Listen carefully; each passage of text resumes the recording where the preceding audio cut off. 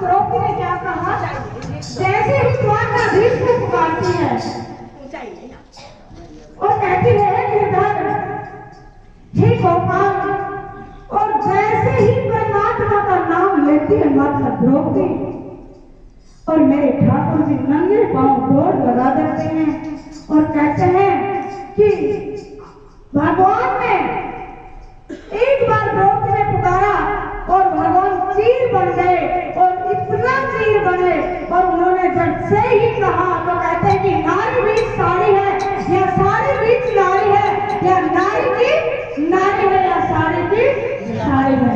पता ही नहीं चला कि साड़ी के बीच में कोई नारी है या नारी के बीच में साड़ी है।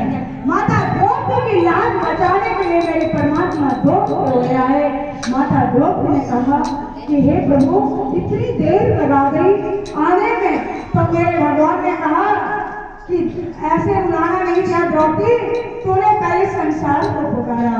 माता द्रौपदी को मेरे प्रभु कहते हैं कि द्रौपदी, तूने मुझे द्वारकाधीश कह के पुकारा, मुझे जोर तेरे द्वारका पहुंचना पड़ा, राजा का वेश बनाया, फिर पुकारने पुकारने में भड़क गए। आप कहते हैं हे नाथ, हे मेरे नाथ, मेरी रक्षा कीजिए, तो मैं तेरे पास में ही खड़ा था।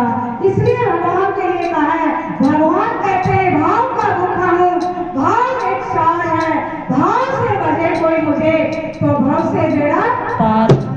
मेरे परमात्मा को तो सिर्फ भाव चाहिए, प्रेम चाहिए और कुछ भी नहीं चाहिए। तो मेरी सभी माता और बहनों से निवेदन है कि जब जब संकट आके गिरता है तो लोग भगवान को पुकारते हैं, नहीं तो भगवान को कहते हैं आप अपने हम अपने। ऐसा नहीं होना चाहिए। संसार में जब तक पैर होंगे जब तक तुम्हारा कल्याण नहीं हो सकता। और यही भजन में क्या कहते हैं गुरु महाराज, क्या गुरुजियों का आशीर्वाद हमें लेना है और संतों का आशीर्वाद जब हमें मिलेगा तो हम प्रभु के चरणों में लगन लगा बैठेंगे।